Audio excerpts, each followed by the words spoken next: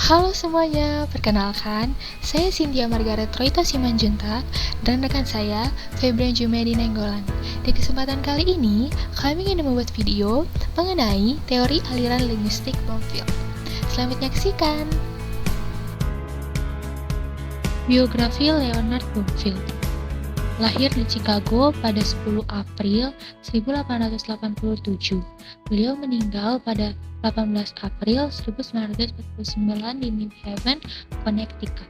Salah satu tokoh terpenting dalam linguistik struktural yang mempelajari sistem fonetik bahasa dan hubungan antara bahasa dan pikiran manusia. Teori Bloomfield. Pada teori Bloomfield, bahasa terdiri dari beberapa unit kecil yakni fonem, morfem, dan kata. Hubungan para unit ini adalah aturan atau struktural gramatikal. Bloomfield menegaskan pentingnya konteks dalam memahami bahasa. Aliran atau teori Bloomfield ini didasarkan pada pendapat bahwa bahasa harus dipelajari secara sistematis dan objektif.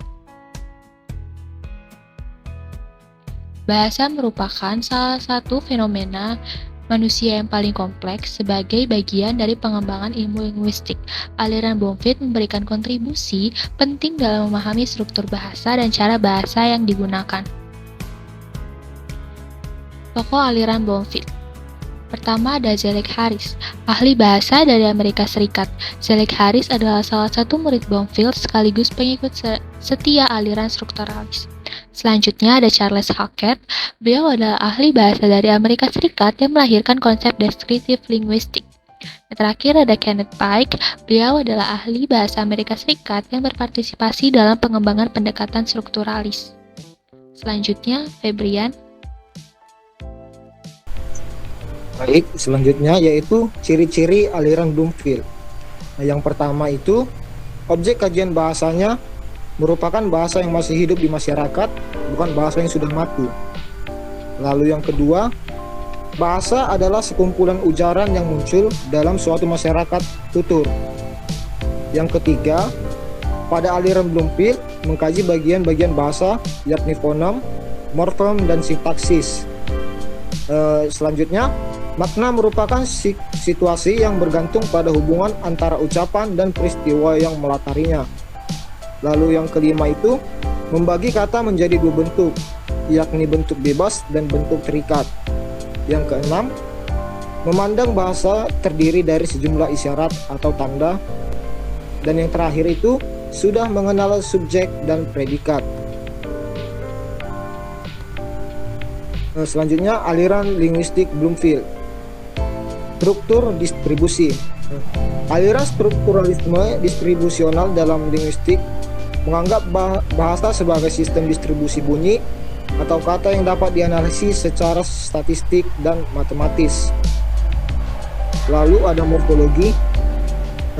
Bloomfield mengatakan jika morfologi harus dianalisis dengan metode distribusi, yakni memeriksa distribusi unsur-unsur dalam bahasa.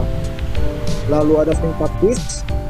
Bloomfield membuat teori tata bahasa transformasional yang memandang bahasa sebagai sebuah sistem aturan yang mampu menghasilkan kalimat yang valid dalam bahasa itu. Lalu ada fonologi. Bloomfield mengatakan jika bunyi suatu bahasa harus dianalisis berdasarkan distribusinya dalam kata dan kalimat.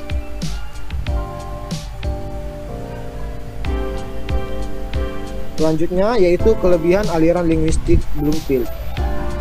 Aliran ini memperkenalkan pendekatan sinkronis dalam kajian bahasa yang memfokuskan pada struktur bahasa yang masih hidup di masyarakat, bukan bahasa yang sudah mati. Bloomfield juga menekankan pentingnya membedakan antara pengkajian tata bahasa dan makna.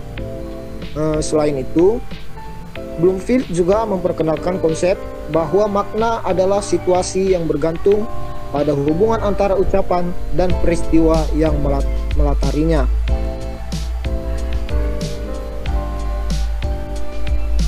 Selanjutnya yaitu kekurangan aliran linguistik Bloomfield.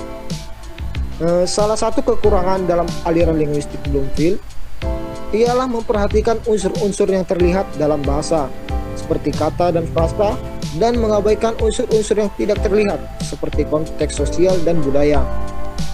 Selain itu, Aliran Bloomfield juga mengalami kesulitan dalam menganalisis kalimat majemuk karena penganalisisan berdasarkan dua konstituen.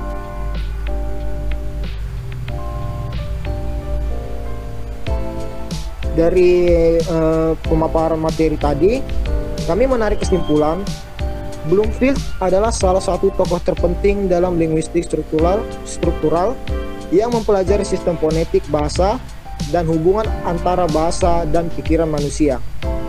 Pada teori Bloomfield, bahasa terdiri dari beberapa unit kecil, yakni fonem, morfem, dan kata. Sekian dan terima kasih.